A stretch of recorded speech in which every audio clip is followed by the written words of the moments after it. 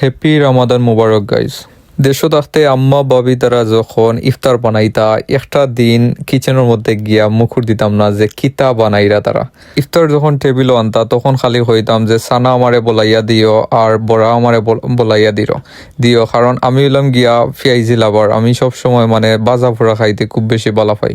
এই বিদেশের মাটির যারা আছেন তারা হয়তো জানেন যে ইফতার মানানি রামাদান মাসও খুব বেশি ডিফিকাল্ট তারা লাগে। কেউ ইফতারের সময় খামো থাকেন, আবার কেউ বাসাত থাকেন, বাট এতটা আইটেম বানানি পসিবল হয় না। So this is Saturday guys, আজকে আমার ডে অফ, আজকে আমার খাম না। সো আজকে চিন্তা করলাম যে বাংলাদেশের মতো একটু ট্রাই করি, যে বাংলাদেশও যারা তারা জেলা ইফতার বানাইতা ওরকম আজকে চেষ্টা করি যে আমি ইফতার বানাইতাম পারিনি। আমি গাইজ আসলে আমার জীবনে আমি কোনোদিন টিফতারিতা কিচ্ছু বানাইছি না, বাট আজকে একটু ট্রাই করলাম যে সুন্দর করে দেখি ইফতারটা বানানি যায়নি। সো আজকে হইল গিয়ে আমার জীবনের প্রথম ইফতার বানানি। সো আপনারা হয়তো ভিডিওর মধ্যে দেখতে পারা যে আমি কিতা আসলে বানাইরাম। সো আমি সানা বানাইমো, তারপরে বড়া বানাইমো, তারপরে ডাক রোল বানাইমো, তারপরে বিরিয়ানি বানাইমো। সো বিরিয়ানি আসলে প্রথম অবস্থায় চিকেন দিছি না, কারণ যদি চিকেন দিলে বালা টালা হয় না। সো এর লাগে ডাল দিয়ে আর আলু দিয়ে আর কি চিকেন বানাইরাম।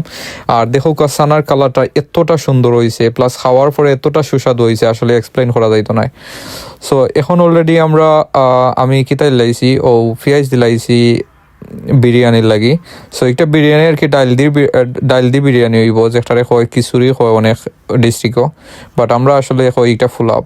আমার গাইজ একটা বেড হ্যাবিট হইল গিয়া আমি খুব বেশি স্লো প্লাস খুব বেশি লেজি। সো একটা পরে একটা আর কি কমপ্লিট করলাম। আদারওয়াইজ অন্য যদি কেউ ওইটা তাইলে 3টা হান্ডি এখানে বইয়া সবটি একলগে করিলানে। সো প্রথমে আমি চুলা করার পরে, আমরা কই সানা, অন্য ডিস্ট্রিক্টও কই চুলা। সো চুলা কমপ্লিট করার পরে আর কি আমি বিরিয়ানির লাগে আমি যে একটা চাউল ভিজাই লিছিলাম, চাউল আর ডাইল ওটা ভিজাইয়া এখন ম্যাগিনেট কইরা এখনও কিতা করিলছি।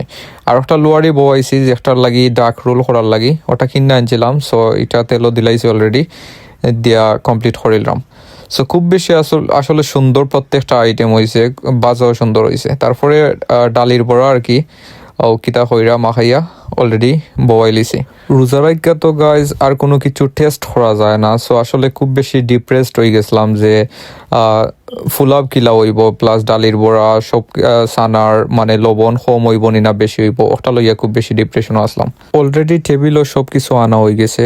সো আপনারা দেখতে পারা, প্রথমে আমরা ফল ফ্রুটের একটা চাটনি বানাইছি, তারপরে কোকাকোলা আনছি, সানা আনছি, আছে আঙ্গুর আছে, প্লাস অরেঞ্জ আছে, আপেল আছে, ডালির বড়া আছে, তারপরে বিরিয়ানি আছে, বিরিয়ানির লগে ডিম আছে, খেজুর আছে, তারপরে কিউকাম্বা আছে, তারপরে আছে সালাদ আছে, তারপরে ডাক রোল আছে, খাসা সানা আছে। এভরিথিং ওর লাগে গাইজ আলহামদুলিল্লাহ, কারণ আমার লাইফে ফার্স্ট ইফতার বানাইছি, এতটা ভালো হয়েছে আমি ইমাজিন করতাম পারতাম না।